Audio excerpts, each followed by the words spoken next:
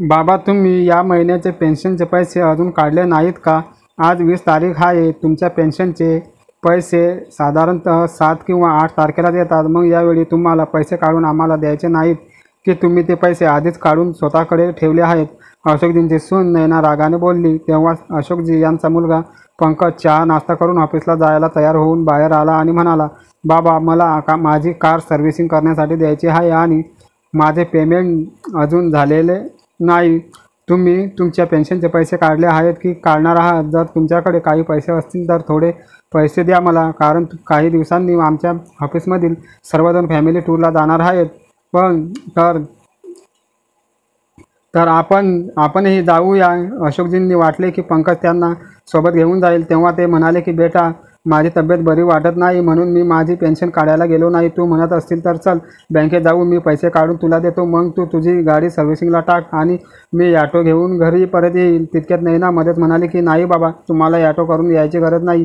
मी माझी स्कूटी काढते, मी तुम्हाला स्कूटी बसवून घरी परत घेऊन येईल. अशोकजी यांना ही नैनाचे म्हणणे पटले म्हणून तेही जायला तयार झाले आणि ते तिघेही बँकेत पैसे काढायला निघाले. किशोरजी यांनी पैसे काढताच पंकजने त्याच्या हातून ते पैसे काढून घेतले आणि स्वतःच्या बॅगेत ठेवून ऑफिसला जायला निघून गेला. तेवढ्यात नैना अशोकजी यांना म्हणाले की बाबा, माझ्या एका मैत्रिणीचा फोन आला आहे. तेव्हा तिच्या नवऱ्याची तब्येत अचानक खूप खराब झाली आहे, त्यामुळे मला आताच तिच्याकडे निघावे लागेल. आणि ती एवढं बोलून अशोकजी यांचे उत्तरही न ऐकता स्कूटी स्टार्ट करून निघूनही गेली. अशोकजी एका जागेवर उभे राहून जाणाऱ्या सुनेकडे पाहतच राहिले. त्यांना कळतच नव्हते की मुलाच्या या कृतीमुळे हसावं की रडावं. जेव्हा त्या दोघांना आपल्या वडिलांकडून पैसे काढून घ्यायचे होते तर मला सन्मानानं त्यांच्या गाडीत बसवून इथपर्यंत घेऊन आला आणि पैसे त्यांच्या हातात जाताच म्हाताऱ्या वडिलांना रस्त्यावर सोडून निघून गेले. त्यांनी हे सुद्धा विचारले नाही की तुमच्याकडे घरी जायला या ऑटोसाठी पैसे आहेत की नाही. जेव्हा त्याची बायको सावित्रीबाई जिवंत होत्या तोपर्यंत कुणाचीही वरच्या स्वरात बोलायची हिंमत नव्हती, कारण त्यावेळेस बाहेरची सगळी कामे मी सांभाळून घेत होतो. तर सावित्री घरातील सर्व कामे सांभाळायची. त्यामुळे सून नैना सावित्रीबाई यांना काहीच बोलू शकत नव्हती, कारण तिला चांगलंच माहिती होतं की जर सावित्रीसोबत पंगा घेतला तर घरातील सगळी कामं एकत्र तिलाच करावी लागतील. अन्यथा याच कामासाठी घरात मोलकरीण ठेवावी लागेल आणि तिचा पगारही तिलाच द्यावा लागला असता. त्यामुळे सावित्रीसोबत कोणीही पंगा घेत नव्हते. पण वेळेनुसार सावित्रीची तब्येत खराब राहू लागली. त्यानंतर सुनबाई आणि मुलगाही तिच्यासोबत व्यवस्थित बोलत नव्हता.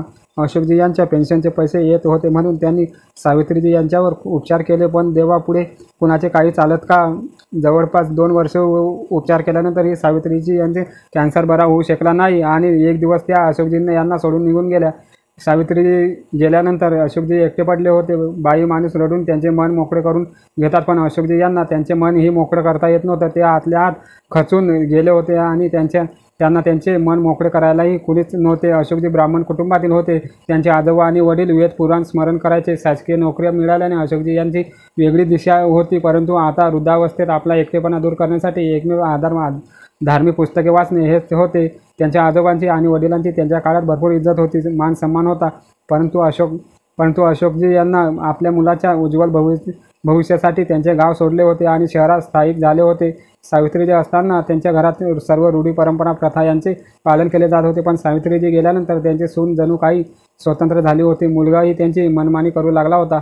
आता कधीकधी स्पेशल ओकेजनला मुलगा आणि सून घरी तर नॉनव्हेज बनवत नव्हते पण बाहेरून मागवून घरी खाऊ लागले होते. घरात पार्ट्या करत होते जे अशोकजींना अजिबात आवडत नव्हते, पण बिचारे काय करू शकत नव्हते.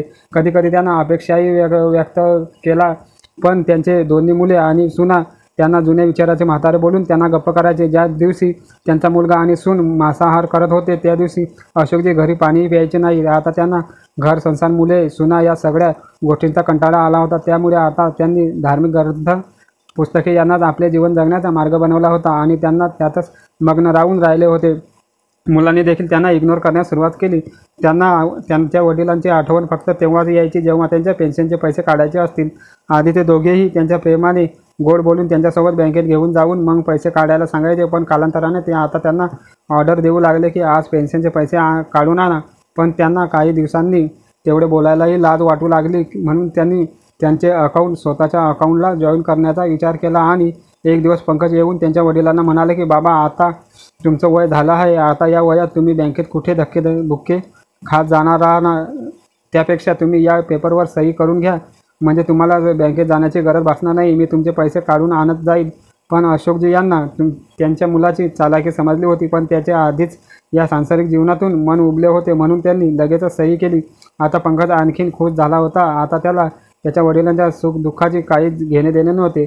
अशोकराव यांची पेन्शन हातात येऊ लागली तेव्हा तर नयनाने तिच्या नवऱ्याचे कान भरले सुरू केले. ती पंकजला म्हणाली की बाबा, तुम्ही बाबाशी गोड बोलून गावची जमीन आणि घर विकून तेही पैसे आपल्या खात्यात जमा करून घ्या, म्हणजे त्यानंतर आपल्याला त्याची कोणत्याही कामी गरज भासणार नाही. मग त्या आपल्या जवळ असो वा नसो त्याने काही फरक पडणार नाही. पंकज ही त्याच्या बायकोचं ऐकून त्यांच्या वडिलांना सांगतो की बाबा, आपण सगळे तर आता शहरातच राहतो आणि आपण तर गावी देखील कधीच जात नाही, त्यामुळे तिकडच्या घराकडे आणि आपल्या जमिनीकडे दुर्लक्ष होते. जर आपण तिथे गेलेच नाही तर शेतात काम करणारे लोक आणि घरी राहणारे भाडेकरू त्यांच्यावर ताबा मिळवतील. आता जमाना खूप खराब आहे आणि तुमची तब्येत ही नरम गरम असते, म्हणून मी विचार करतोय की आपण गावची जमीन आणि घर विकून त्या पैशांनी इथेच मोठं घर घेऊया आणि ते घर भाड्याने देऊ, जेणेकरून आपल्याला प्रत्येक महिन्यात पेन्शनच्या स्वरूपात राहतील. ज्या पैशांनी तुम्ही तुमच्या औषधाचा खर्च आणि उपचार करू शकता, कारण तुमचे संपूर्ण पेन्शन घरातच खर्च होते. अशोकजी म्हणाले की बेटा, मी जिवंत असेपर्यंत तरी मी माझ्या पूर्वजांची जमीन आणि घर विकणार नाही आणि कुणाला विकूनही देणार नाही. भलेही मी मेल्यानंतर तुम्ही त्या जमिनीला विकून टाका, नाहीतर काहीही करा, पण मी आता तरी विकू देणार नाही. वडिलांचे म्हणणे ऐकून पंकज तिथून निघून गेला. पण त्याच्या बायकोच्या मनातील खुरापती सुरूच होत्या की काहीतरी करून अशोकजी यांच्याकडून ती जमीन आणि घर काढून घ्यायचे होते. तिने अशोकजी यांना रोज रोज गरमागरम चहा, नाश्ता, वेळेवर जेवण आणि औषध देऊ लागली.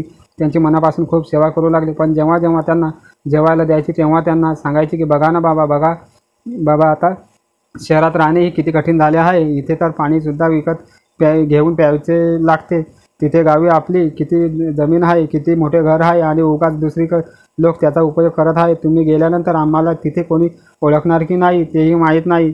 शिवाय तिथे आम्हाला काही मिळणार की नाही तेही माहीत नाही. ती लोक तर त्यावर त्यांचा कब्जा करू बसतील. आता तुम्ही स्वतः विचार करा ना बाबा, तुमच्याकडे इतके असूनही तुमच्या मुलाला किती कठीण प्रसंगांना सामोरे जावे लागते. अशोकजी रोजच त्यांच्या सुनेच्या तोंडून या गोष्टी ऐकून कंटाळले होते. आता त्यांना सुद्धा वाटू लागलं होतं की खरंच माझं किती आयुष्य उरलं आहे माहीत नाही. वेळ आहे तोपर्यंत सर्व मालमत्ता मुलाच्या नावे करतो. आज नाही तर उद्या हे सर्व त्यांच्याच होणार आहे. त्यामुळे त्यांनी एक दिवस आपल्या मुलाच्या नावे सर्व संपत्ती केली. आता नयना आणि पंकज जास्तच खुश झाले होते. नयनाने 2-4 दिवस अशोकजी यांना वेळेवर चहा नाश्ता दिला, पण हळूहळू आता तिचे त्यांच्यासोबतचे वागणे बोलणे बदलू लागले. आता ती त्यांना टोमणे मारू लागली होती. एक दिवस त्यांनी तिच्याजवळ पाणी मागितले तर ती म्हणाली की बाबा, घरात मला अजूनही बरीच कामे असतात, तुम्ही स्वतः जाऊन पाणी घेत जा. आणि जेव्हा त्यांनी स्वतः जाऊन पाणी प्यायले तेव्हा ती म्हणाली की बाबा, ग्लास कोण धुवून ठेवणार, मी तुमची मोडकरीण आहे का जी दिवस रात्र कामच करत राहू. तेव्हा त्यांनी काहीच न बोलता ग्लास धुवून ठेवला आणि बाहेर निघून गेले. एके दिवशी जेवायला बसल्यावर नयना त्यांना म्हणाले की बाबा, तुमची गावी डायनिंग टेबल होता का, जे रोज रोज डायनिंग टेबलवर जेवायला बसता, म्हणून विचारले. तुमच्या गावी तर बसायला चटईसुद्धा खूप मुश्किलीने मिळत असेल. तेव्हाही ते काहीच बोलले नाहीत. पण नयना आता त्यांच्या प्रत्येक कामात त्यांना टोचून बोलायची. अशोकजी यांनीही समजून घेऊ होते की आता त्यांच्या हातून सर्व संपत्ती मुलाच्या आणि सुनेच्या नावे झाली आहे, म्हणून त्यांच्यासोबतचे वागणे देखील बदलले आहे. सावित्री गेल्यानंतर तर ते आतून आधीच तुटले होते आणि आता मुलाच्या अशा वागण्याने ते आजारी राहू लागले. नयनाने तरीही त्यांना बाहेरच्या गार्डनमध्ये बागकाम करायला सांगितले. बागेत काम करून ताजी हवा मिळाल्यानंतर अशोकजींना आनंद वाटू लागला आणि पाहता पाहता त्यांच्या बागेत अधिकाधिक फुले उमलू लागली. नयनाचे शेजारी तिच्या बागेचे खूप कौतुक करायचे आणि नयनाला विचारायचे की तिने बागकाम कुणाला दिले आहे, तर ती म्हणाली की तिचे सासरे रिकामेच असतात तर तेच सांभाळतात. त्यावर शेजारी म्हणाली, नयना, मी तुला 10,000 रुपये देते, उद्यापासून तू तुझ्या सासऱ्यांना माझ्या बागेत काम करायला पाठव. नयना म्हणाली, फक्त 10,000 रुपये? बागेत किती काम असतं हे जो करतो त्यालाच माहिती असतं. 15,000 रुपये दिले तर मी पाठवीन. शेजारी म्हणाले, ठीक आहे, पाठव त्यांना. तिने तिच्याकडून 15,000 रुपये घेतले आणि तिच्या सासऱ्यांना तिच्या घरी बागकाम करायला पाठवून दिले. अशोकजींना वाटलं, जसे मी माझ्या घरात काम करत आहे तसे आजूबाजूलाही तेच केल्याने काय फरक पडतो. ते 11 दिवस बागेत काम करत राहिले आणि त्यांची बाग हिरवीगार झाली. आता अशोकजींच्या बागकामाची चर्चा आजूबाजूच्या सर्व लोकांच्या घरात सुरू झाली आणि नयना प्रत्येकाच्या घरातून पैसे गोळा करू लागली. कुठून 20,000 रुपये, कुठून 10,000 रुपये घेऊन अशोकजी त्यांच्या घरी बागकाम करण्यासाठी पाठवू लागली. पण तिने अशोकजींना पैसे घेण्यासाठी सांगितले नाही. नयनाने 4 घरातून आगाऊ पैसे घेतले होते आणि अशोकजींना त्यांच्या घरी काम करायला जायला सांगितले. पण आता अशोकजींनी स्पष्ट नकार दिला की सुनबाई, मी कोणाच्या घरी काम करायला जाऊ शकणार नाही. आता माझी तब्येत ठीक नसते, मला रोज ताप येतो, पण तरीही मी रोज औषधे घेऊन कामावर जात होतो. पण आता मला हा त्रास सहन होत नाही. सासऱ्याचे बोलणे ऐकून नैना चिडली. तिने चिमटा गरम करून त्यांना विचारले की बोल म्हाताऱ्या, काम करणार की नाही, नाहीतर या गरम चिमट्याने चटके देईल. पण खरंच त्यांची तब्येत बरी नव्हती म्हणून त्यांनी जाण्यास नकार दिला. नैनाने रागातच त्यांना गरम चिमट्याने चटके देणे सुरू केले. बिचारे अशोकजी वेदनेने ओरडत होते, पण तिला मात्र काहीच फरक पडला नाही. उलट ती रागातच त्यांना बोलत होती की म्हाताऱ्या, 4 घरातून ॲडव्हान्स पैसे घेतले आहेत. मी जर तू कामावर गेला नाहीस तर मला ते पैसे परत करावे लागतील. सुनेचे बोलणे ऐकून ते आश्चर्यचकित झाले. म्हणजे याचा अर्थ सुनबाई पैशासाठी मला दुसऱ्याच्या घरी जबरदस्तीने कामाला पाठवत होती आणि मी समजत होतो की सुनबाई त्यांना मदत करत आहे. अशोकजी यांना सुनेच्या वागणुकीचा खूप राग आला होता. शिवाय तिचा मार आता त्यांना सहन होत नव्हता.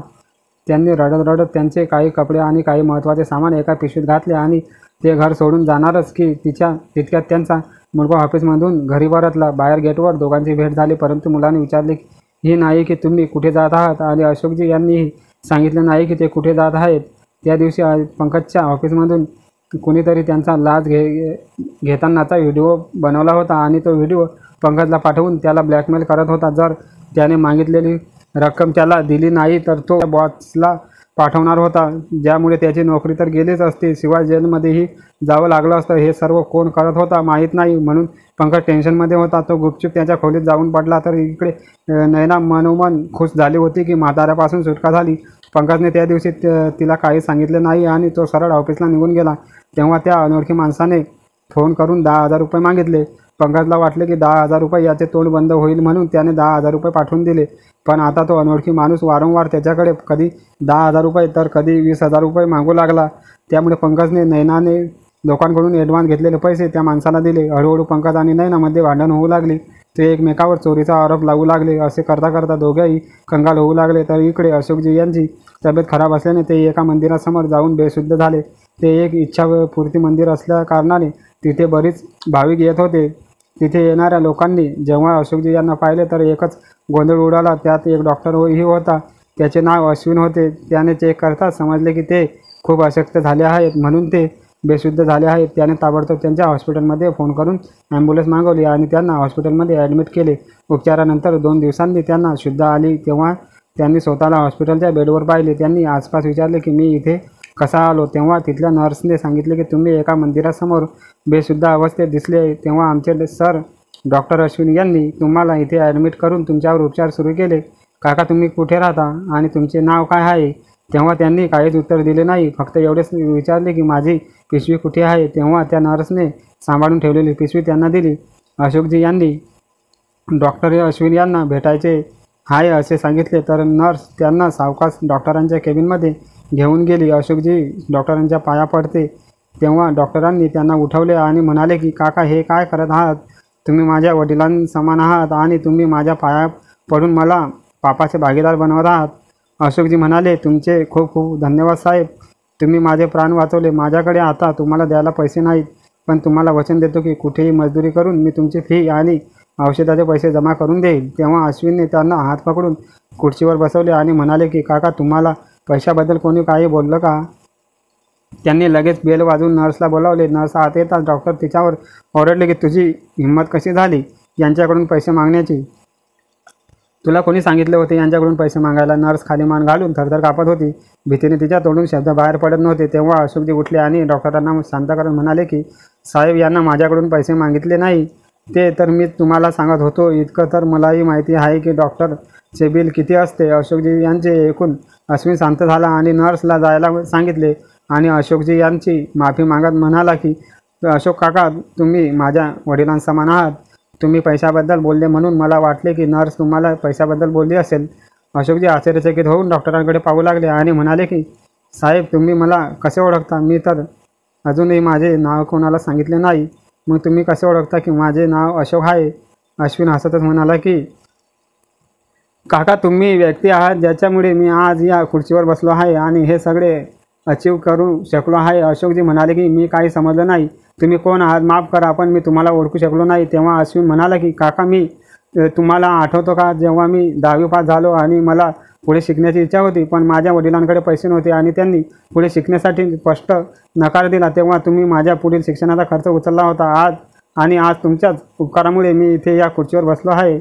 माझे वडील तर मला डॉक्टर बनताना पाहू शकले नाही, कारण मी या डॉक्टर बनण्याआधी देवाघरी निघून गेले. पण देवाने वडिलांच्या रूपात तुम्हाला मला आशीर्वाद देण्यासाठी पाठवून दिले. असे म्हणत तो खुर्चीवरून उठला आणि अशोकजी यांचे पाया पडू लागला. तेव्हा अशोकजी यांना सुनेद्वारे गरम चटके दिल्याची गोष्ट आठवली आणि त्यांच्या डोळ्यातून अश्रू वाहू लागले. त्यांनी खूप आशीर्वाद दिला. तेव्हा अश्विनने त्यांना विचारले की काका, तुम्ही आता कुठे राहता आणि पंकज काय करतो? अशोकजी म्हणाले की हे मोकळे आकाश माझे घर आहे आणि पंकज काय करतोय ते मला नाही माहिती. त्यांचे बोलणे ऐकून अश्विन हैराण झाला. त्याने विचारले, काका मला काही समजले नाही, प्लीज मला सविस्तर सांगा, कारण मला अंदाज आला आहे की नक्की तुमच्यासोबत काहीतरी चुकीचं घडलं आहे. तेव्हाच 3 दिवस झाले, पण पंकजने एकदाही तुमच्याबद्दल विचारले नाही की तुम्हाला भेटायलाही आला नाही आणि मंदिरातही तुम्ही एकटेच होते. प्लीज मला सविस्तर सांगा की तुमच्यासोबत नक्की काय घडले आहे. तेव्हा अशोकजी यांनी त्यांना सर्व काही सांगितले की मुलगा आणि सून या दोघांनी त्यांच्यासोबत कसा दुर्व्यवहार केला. हे ऐकून अश्विनच्या डोळ्यातून पाणी आले. त्याने अशोकजी यांना त्यांच्या घरी येण्यास सांगितले. तेव्हा ते म्हणाले की नाही बेटा, मला कोणाच्या घरी राहून कोणावर ओझे व्हायचे नाही. जेव्हा माझे आपलेच परके झाले तर कुणाकडून काय आशा ठेवणार. तेव्हा अश्विन दोन्ही हात जोडत म्हणाले की काका, तुम्ही असे नका बोलू. ज्याप्रमाणे आपल्या हाताची 5ही बोटे समान नसतात, तशी सगळीच माणसे सारखी नसतात. मी तुम्हाला वचन देतो की तुम्हाला आमच्या घरी कोणताही त्रास होणार नाही. तेव्हा अशोकजी म्हणाले की बेटा, तू तर माझी वडील समजून आनंदाने घरी सेवा करशील, पण सुनबाईला हे सर्व मान्य राहील. हे सर्व काही मान्य राहील. अश्विन म्हणाला, तुम्ही अजून तुमच्या सुनेला पाहिलेच कुठे आहे? ती तर एक अनाथ मुलगी आहे. तिची तर हीच इच्छा होती की तिला आई वडिलांच्या रूपात सासू सासरे मिळायला हवेत, पण शेवटी नशिबाला खेळ. आई तर आहे, पण बाबा मी डॉक्टर होण्याच्या आधीच आम्हाला सोडून निघून गेले. जर तुम्ही माझ्यासोबत आमच्या घरी आले आणि आमच्यासोबत राहिले तर सगळ्यात जास्त आनंद तुमची सून शीतलला होईल, कारण तिला आई वडिलांचे प्रेम काय असते ते जाणून घेण्याची खूप इच्छा आहे, पण त्या बिचारीला अजूनही ते मिळाले नाही. जर तुम्ही तिला वडिलांच्या रूपात भेटले तर तिच्यापेक्षा जास्त आनंद कोणालाही होणार नाही. आता अश्विनचे बोलणे ऐकून अशोकजी निश्चित झाले होते की अश्विनच्या घरी त्यांचा पूर्ण मान सन्मान होईल, म्हणून ते त्यांच्या घरी जायला तयार झाले. आता अशोकजी घरी पोहोचल्याआधी अश्विनने घरी फोन करून शीतलला सगळ्या गोष्टी समजावून सांगितल्या होत्या. इकडे अशोकजी यांना एका हॉटेलमध्ये घेऊन जाऊन खूप छान जेवण भरवले. त्यांनी त्यांची चांगली तयारी करून नवीन कपडे घेऊन दिले. अशोकजी यांना असं वाटत होतं जणू काही माझं बालपण परत आलेलं आहे. ते अश्विनच्या कुटुंबाला भेटण्यासाठी खूप उत्सुक होते. संध्याकाळी अशोकजी यांना घेऊन आपल्या घरी गेला.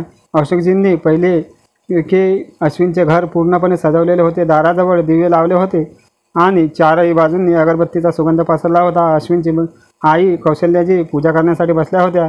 त्याच वेळेत अश्विनची कार दारात येऊन थांबली. अश्विनची मुले पप्पा आले, आजोबा आले म्हणत बाहेर निघाले. एका मुलाने पप्पांना तर एका मुलाने अशोकजी यांना पकडले आणि आत घेऊन गेले. दारातच शीतल आरतीची थाळी घेऊन उभी होती. तिने अश्विनजी आणि अशोकजी यांची आरती उतरली आणि त्यांना चंदन आणि तांदळाचा टिका लावला आणि त्यांच्यासोबतच सोनू आणि मोनू दोघं मुलांनाही टिका लावला. तर मुलंही खूप खुश झाली. सगळ्या लोकांनी घराच्या आत प्रवेश केला. अशोकजी यांनी जसा अश्विनच्या घराच्या हॉलमध्ये प्रवेश केला, त्यांना असं वाटत होतं की जसं काही मी स्वर्गात आलो आहे. त्यांनी हॉल अशा पद्धतीने सजवला होता की त्यांची सुंदरता खरोखरच बघण्यासारखी होती. कौशल्याची पूजा करून सगळ्यांसाठी प्रसाद देण्यासाठी बाहेर आल्या. अशोकजी यांना बऱ्याच वर्षानंतर पाहिले होते म्हणून त्यांना ओळखू शकले नाहीत. मग थोडा वेळ इकडच्या तिकडच्या गप्पा मारून सगळी लोक जेवणासाठी डायनिंग टेबलवर बसले. डायनिंग टेबलवर बसतात अशोकजी यांना त्यांच्या सुनेद्वारे बोलले गेलेले शब्द अचानक आठवले. तेव्हाही त्यांच्या डोळ्यातून अश्रू वाहू लागले. तेव्हा कौशल्यजींनी विचारले, काय झालं भाऊ, आमच्या सेवेत काही कमी राहिली का? अशोकजी म्हणाले, नाही ताई, काही जुन्या गोष्टी अचानक आठवल्या. कौशल्याजी म्हणाल्या, भाऊ, जुन्या गोष्टी विसरून जाता पुढे जाणे हेच आयुष्य आहे. आता तुम्ही तुमच्या भूतकाळाबद्दल अजिबात विचार करू नका. मग बघा तुमचे जीवन किती आनंदाने भरून जाईल. कौशल्याजींचे ते शब्द अशोकजीसाठी संजीवनी ठरले. त्यानंतर त्यांनी आपल्या मुलाच्या आणि सुनेच्या त्या कटू शब्दांचा प्रभाव आपल्या कानावर पडू दिला नाही आणि अशोकजी यांना अश्विनच्या मुलासोबत खेळण्यात मजा यायची आणि उरलेल्या वेळेत ते धार्मिक पुस्तके वाचायचे आणि जातीने पंडित असल्याने लोकांना चांगल्या चांगल्या गोष्टी सांगायचे. आता सकाळ संध्याकाळ जवळच्या बागेत जाऊ लागले. हळूहळू त्यांना तिथे त्यांच्या वयाचे अनेक मित्र भेटू लागले. अशोकजी यांच्या त्यांच्या मित्रांना सांगितले की त्यांचे आजोबा आणि वडील लोकांच्या घरी जाऊन पूजा अर्चना करत असतात, पण सरकारी नोकरीत असल्यामुळे त्यांनी हे काम सोडून दिले होते. मग त्यांच्या मित्रांनी सांगितले, तर आता तरी कुठे उशीर झाला आहे, तुम्ही तुमचे हे काम आताही सुरू करू शकता. मग एक एक करून त्यांना त्यांच्या मित्राच्या घरी कथा पूजा करण्यासाठी बोलावू लागले. आता अशोकजी भगवंतांच्या भक्तीमध्ये इतके तल्लीन झाले की त्यांच्या मित्रांनी त्यांना भागवत कथा वाचण्यासाठी प्रोत्साहित केले. ते म्हणाले, बघा भाऊ, मी याआधी कधीच भागवत कथा वाचली नाही, त्यामुळे आपण आपल्या घरापासूनच सुरुवात करू. त्यामुळे तुम्ही सर्वजण आमच्या घरी भागवत कथा ऐकण्यासाठी या, आणि मी कुठे चुकलो असेल तर तुम्ही मला कळवा, म्हणजे मी त्यात सुधारणा करू शकेल. अशोकजींच्या सर्व मित्रांनी त्यांना धीर दिला की ते हे काम उत्तम प्रकारे करू शकतात. त्यामुळे अशोकजी यांनी धीर आला. कुटुंब प्रमुख असल्याने त्यांनी प्रथम कौशल्याजी यांच्याशी याबद्दल विचारणा केली, तर त्यांनी लगेच होकार दिला. शीतलला विचारल्यावर ती खूप खुश झाली आणि अश्विनला विचारल्यावर तो म्हणाला, काका, मला सामानाची यादी द्या. तुम्ही जे काही कराल ते अगदी योग्यच कराल. तुम्ही याआधीही कधीच काही चुकीचं केलं नाही, त्यामुळे आजही तुम्ही काही चूक करू शकत नाही. पण तुमच्या निर्णयाने मला खूप आनंद झाला आहे. घरातील सर्वांनी होकार दिल्यावर अशोकजी दुप्पट उत्साहित झाले.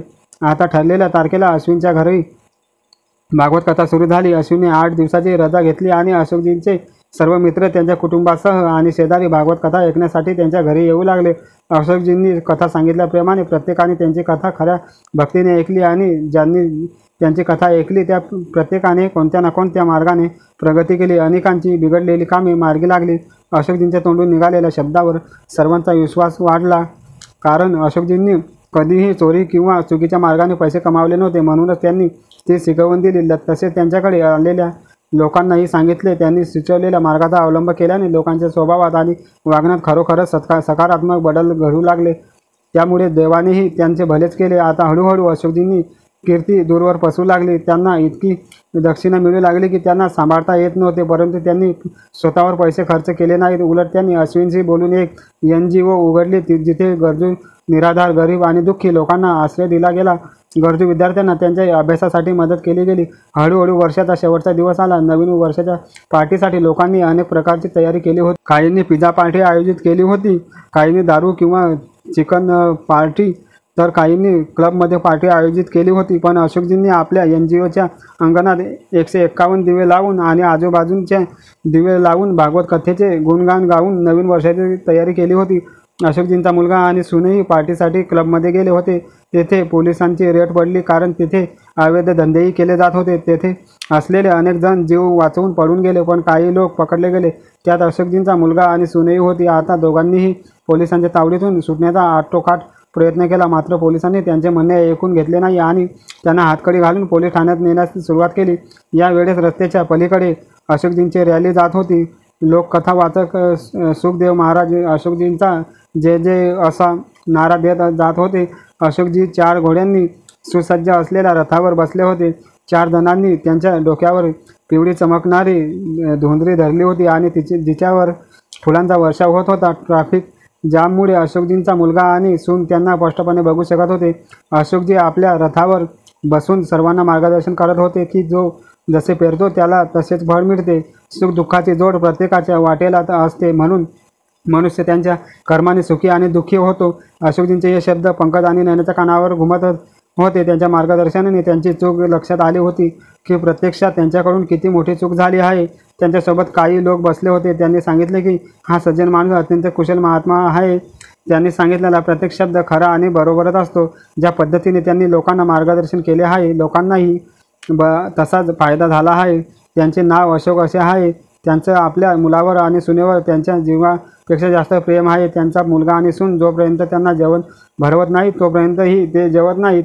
आणि त्यांची सून इतकी सुसंस्कृत आहे की ती तिच्या वडिलांपेक्षा तिच्या सासऱ्यावर जास्त प्रेम करते. त्यांचे खूप प्रेमळ कुटुंब आहे. अशोकजीबद्दलचे हे सत्य लोकांच्या तोंडून ऐकून पंकज आणि नयनाचे डोळे शरमेने झुकले. त्यांना पोलीस ठाण्यात नेणे असता पोलिसांनी त्यांना 2 पर्याय दिले. एक म्हणजे त्यांना गुन्ह्यासाठी 20 वर्षाची शिक्षा भोगावी लागेल, किंवा दुसरी म्हणजे 20 लाख रुपये दंड जमा करून केस कायमची करून बंद करायची. पंकजने विचार केला, जर आम्हाला या दोघांची 20 वर्षे सजा झाली तर आमची बदनामी होईल. शिवाय मुलाची काळजी कोण घेणार. त्याला दुसरा पर्याय जास्त आवडला. त्याने त्यांचे 60 लाखाचे राहते घर 50 लाखांना विकले आणि ती केस ते कायमचे बंद केली. पंकजची सुटका तर झाली, पण त्यांची अटकेची बातमी त्यांच्या कंपनीपर्यंत पोहोचली. त्याला त्याच्या कंपनीतून काढून टाकण्यात आले.